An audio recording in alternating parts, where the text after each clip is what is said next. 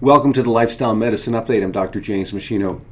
Researchers know that you can learn a great deal about health risks when you study very large groups of people over a long period of time. And so it is with the UK Biobank study, which followed 350,000 people for a 7-year period. Now, publishing the results in the journal Circulation in December of 2021, this arm of the study looked at the relationship between alcohol consumption and major cardiovascular events like heart attack and stroke. Now, in the United Kingdom, the government and medical authorities had set a limit of 14 units of alcohol per week as the upper limit for the safe consumption of alcohol. So what does that mean, 14 units of alcohol? Well, 10 milliliters of pure alcohol is 1 unit. So one beer is about 3 units of alcohol, one bottle of beer. One average glass of wine, 175 milliliters, is 2 units of alcohol. Fortified wines like sherry and ports, a small glass is about 1 unit.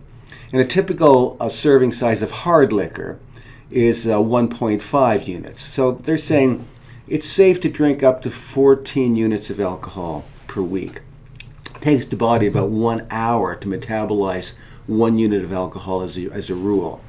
So what did this study show, the UK Biobank study, following 350,000 people for the last 7 years?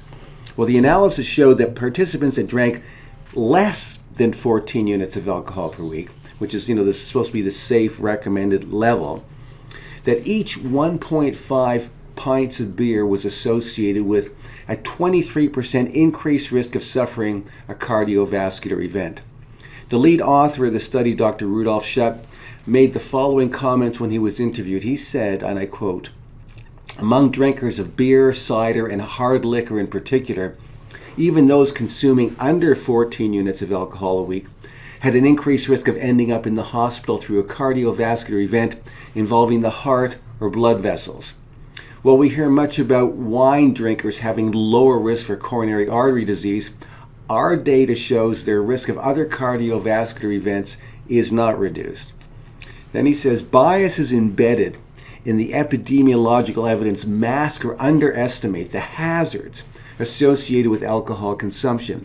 When these biases are accounted for, the adverse events of even low-level alcohol consumption are revealed.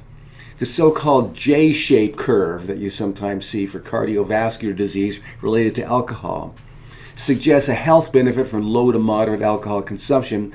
And he says that's the biggest myth since we were told that cigarette smoking was good for us.